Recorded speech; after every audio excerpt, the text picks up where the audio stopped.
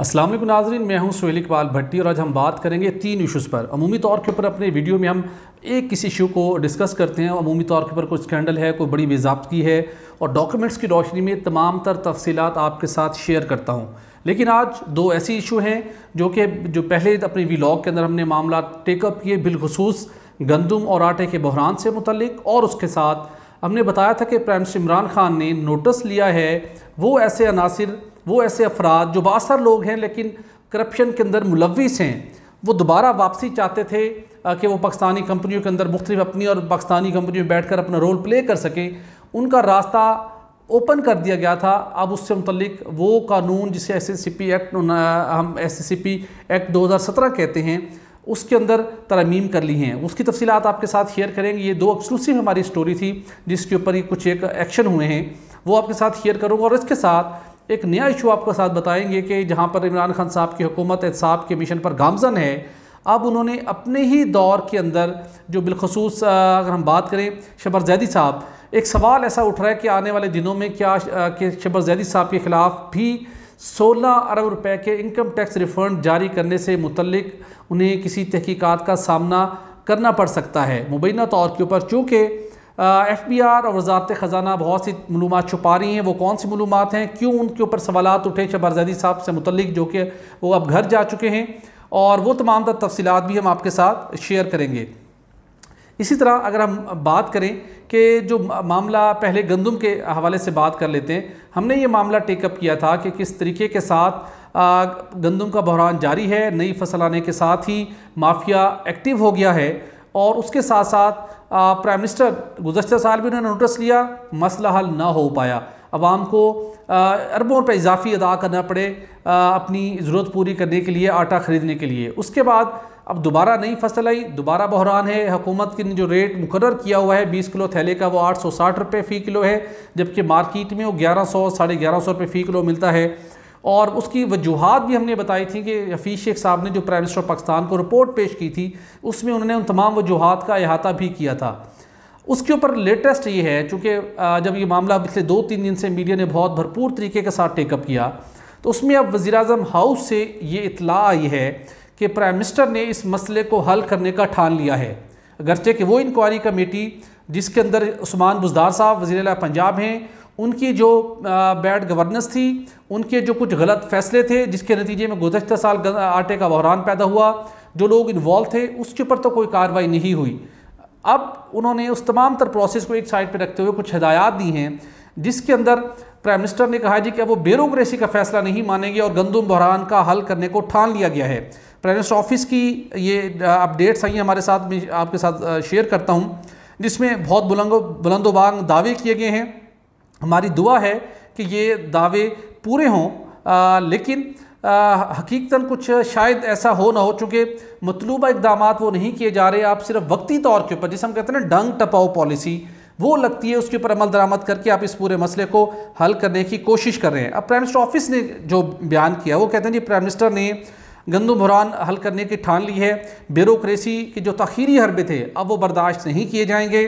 Prime minister ने फैसला किया है कि अब वो इस किस्म के मसाइल जो आवाम को जिनसे मुश्किलात का सामना है वो खुद हल करेंगे, फौरी तौर पर करेंगे और डिले अब उसमें नहीं होगी। चूँकि प्राइम मिनिस्टर ये समझते हैं कि ब्यूरोक्रेसी तखीरी हरबे इस्तेमाल करती है, तो मेरे ख्याल में प्राइम मिनिस्टर को ऐसी ब्यूरोक्रेसी के खिलाफ तो एक्शन भी लेना चाहिए जहाँ प्राइम मिनिस्टर को एक भरोसा है कि वो उन्हें तखीरी हरबे इस्तेमाल करती हैं जिसके नतीजे में आवाम के मसाइल हल नहीं होते। लेकिन फिल वक्त तो वो कार्रवाई नहीं होगी, लेकिन प्राइम मिनिस्टर अब खुद फैसले करेंगे।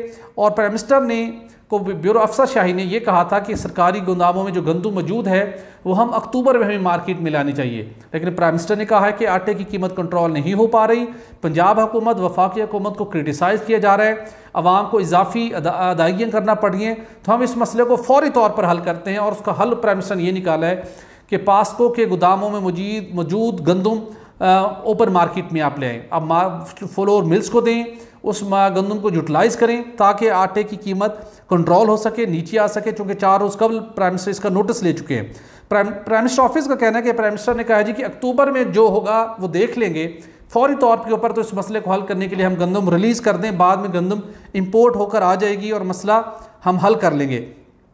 इसके साथ अपने इसी व्लॉग के अंदर मैंने बताया था आपको 3 रोज़ कब के गंदम का जो बहरान पैदा हुआ है, आटे की कीमत में जो इजाफा हुआ है, अब उसकी आड़ के अंदर सब्सिडी देने की राह हमवार की जा रही है कि पंजाब हुकूमत या वफाकी हुकूमत सब्सिडी दे। आपके इल्म में है यहाँ पर 62 लोग हैं और उनकी हर वक्त कौमी ख़जाने के ऊपर नज़र होती है, जहाँ पे टैक्स पेयर की रकम मौजूद होती है कि वहाँ से उन्हें सब्सिडी मिले।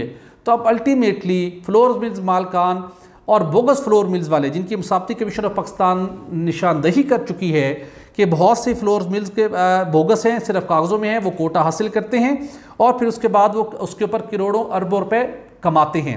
अब उनको 35 अरब रुपए की सब्सिडी मिलेगी। जी हाँ, 35 अरब रुपए की। मतलब है कि अवाम की अगर एक शख्स की 2 पॉकेट है, आप कोई उसकी एक जेब से नाजायज़ तौर के ऊपर पैसे निकाल रहा है, तो हुकूमत वक्त जाके उसका हाथ रोक रही है कि नहीं, आप गलत काम कर रहे हैं, हम आपको इस शख्स की जेब से पैसा नहीं निकाले देंगे। लेकिन हुकूमत ने उसका एक साइड से तो आपने उसको रोक लिया, उसी शख्स की दूसरी पॉकेट्स में पैसे मौजूद हैं और वही कुछ लोग वही दूसरा फ़र्द जो पहले पैसे एक जेब से निकाल रहा था दाएं साइड से, अब वो बाएं साइड से आज के उसकी पॉकेट से दोबारा पैसे निकाल रहे हैं जो कि सब्सिडी की रकम है। मतलब अवाम बरह रास्त अदा करें या उनके टैक्स पेयर की मनी को हुकूमत अदा करे, तो बात तो वही होगी ना कि जो लोग इजाफी मुनाफा कमाना चाहते थे वो कामयाब हो गए। अब 35 अरब रुपये की हुकूमत उनको सब्सिडी देगी टैक्स पेयर की रकम से। और सब्सिडी का तनाज़ा माजी के अंदर हमने देखा कि जब हुकूमत ने माजी के अंदर मुख्तलिफ शुबों को जहाँ भी सब्सिडी दी, शुगर के हवाले से हम बात करें तो उसके अंदर बहुत सी इशूज़ सामने आए और अब उनकी इंक्वायरी चल रही है। लेकिन अब हुकूमत अगेन उस प्रैक्टिस को एक तरफ रखते हुए गंदम के ऊपर भी 35 अरब रुपए की सब्सिडी देने जा रही है। एक तो ये आपके साथ करना था जब हमने इशू टेकअप किया था।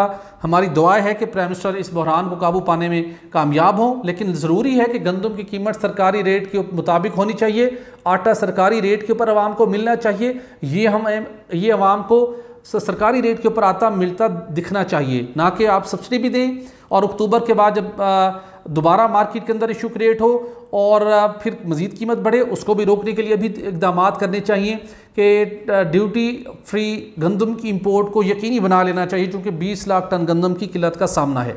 एक तो ये मामला था। दूसरा मामला हमने उठाया था कि प्राइम मिनिस्टर ने कारोबारी हलकों की कारोबारी सरगर्मियों को फ़रोग़ देने के लिए, कारोबार के अंदर कारोबार की राह में रुकावटें दूर करने के लिए SCCP का एक्ट 2017 के अंदर तरमीम की हिदायत की थी।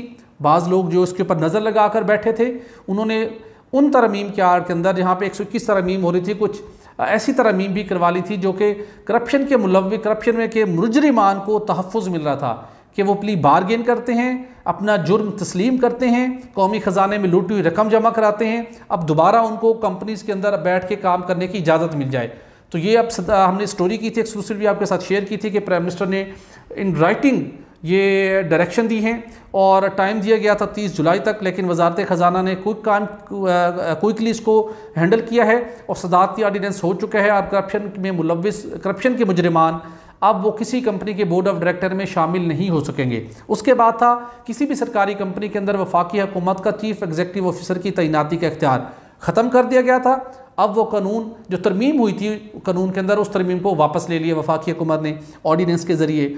उसके बाद मामला था कि बैरून मुल्क आप ऑफशोर कंपनी रखते हैं, सिर्फ 10% अपने शेयर ज़ाहिर करें और उसके बाद खामोश हो जाएं, वो शिक भी वापस ले ली गई है। लेकिन एक बड़ा अहम मामला था जो कि मज़दूरों को कोटा था, वो शिक मेरी इत्तला के मुताबिक अभी तक वापस नहीं ली गई, उसको भी डेफिनेटली वापस लेना चाहिए था। और बिलखुसूस गैर मुल्की जो किसी पाकिस्तानी कंपनी के बोर्ड ऑफ डायरेक्टर में शामिल होना चाहें, उनकी सिक्योरिटी क्लियरेंस का मामला वो भी हल तलब है, उसको भी ऊपर भी गौर करने की ज़रूरत है। ताहम अच्छी बात है कि प्राइम मिनिस्टर इमरान खान साहब जो यू टर्न के ऊपर यकीन रखते हैं और वो कहते हैं कि जब लीडर किसी बंद गली में नहीं फंसता तो वो देखते हैं कि गलत काम हो गया तो उसके ऊपर अब यू टर्न ले लेना चाहिए। अगरचे कि 30 अप्रैल को ये तरमीम हुई थी और अब उन्होंने दोबारा उन्होंने 2.5 माह के 2 माह के अरसे के अंदर 2 माह के अरसे के बाद वो तरमीम वापस ले ली हैं। अच्छा इक़दाम है, अच्छे यू टर्न, अच्छे मामले के ऊपर यू टर्न हो, जहाँ पर मुल्क और कौम का मफाद हो, उसके ऊपर डेफिनेटली यू टर्न ले लेना चाहिए, इसी में ही भलाई होती है।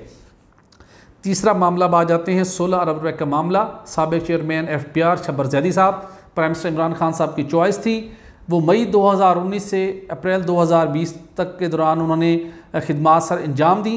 अब उनके ऊपर ये इल्ज़ाम आयद हुआ है, कुछ अरकान कौमी असम्बली ने उनसे जवाब तलबी की कि हमें बताया जाए कि आपने 16 अरब रुपए का इनकम टैक्स रिफ़ंड जारी किए, गलत तरीके से जारी किए, हमें बताया जाए किसको आपने ये जारी किए। तो FPR ने, वजारत ख़जाना ने कौमी असम्बली की कायमा कमेटी बराए ख़जाना को ये मालूमात फ़राहम करने से तो इनकार कर दिया। लेकिन अब रुकने कौमी असम्बली हैं शीज़ा फ़ातिमा ख्वाजा साहिबा, उन्होंने ये सवाल कौमी असम्बली सेक्रेटेरिएट में जमा करवाया है कि उन्हें तहरीरी तौर के ऊपर जवाब जब उन्हें मिलना चाहिए। स्टार्ट क्वेश्चन है जिसका उन्होंने ये कहा है, उन्होंने तकरीबन 3 सवालात बुनियादी तौर पर उठाए हैं।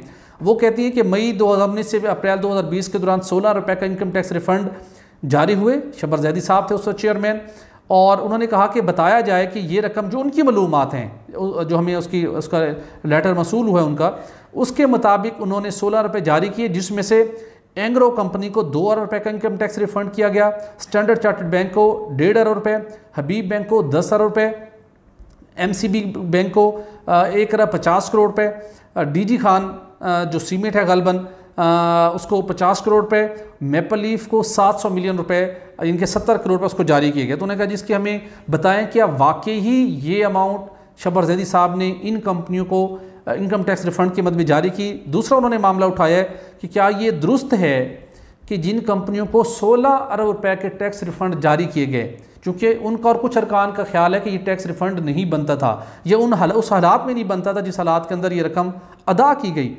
उनका ये कहना है कि ये कंपनी जिनका भी मैंने नाम आपके साथ शेयर किया, वो शबर जैदी साहब की चार्टर्ड अकाउंटेंट फर्म की क्लाइंट हैं, या वो माजी करीब के अंदर उनके क्लाइंट रही हैं। तो ये एक बहुत बड़ा कन्फ्लिक्ट ऑफ इंटरेस्ट सामने आ रहा है, जिसकी इमरान खान साहब बात किया करते थे जब शबर जैदी साहब चेयरमैन FPR बने थे। तो यही सवालात हमने भी उठाए थे।